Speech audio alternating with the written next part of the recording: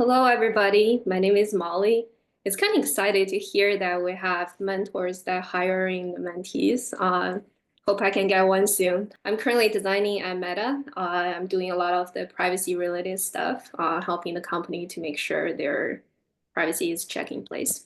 Myself is also a fellow bootcamper. I had no formal educational training, and I heard UX design from my coworker, not coworker, during that time was my classmates who found a job, and I have the hardest time to find a job as international students in US.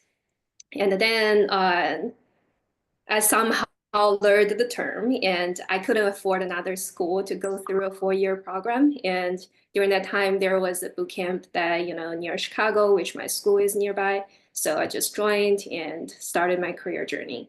And I've been in agency, I've been in, traditional industry, I've been in mid-sized company, big tech, and I've also co-founded a startup right before I joined Meta. It was a fun journey. After I finished my first boot camp, I still couldn't find a job. And then I start interning sort of for free and gaining more experience, kind of like what Harness is doing, but instead of following a program, I have to do those all by myself.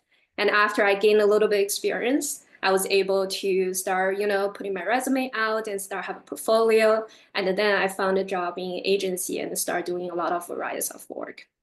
Then all the way leading to Meta. I'm actually on 2 different roles in terms of hiring. I have been a hiring manager that hire my own team, and I have been a hiring, participant in hiring for Meta. Those processes are very different, but the overall, common denominator that I observe is it's not really necessary about where your education is from and, your background. I think those are helpful, but most importantly, it's your problem solving skills.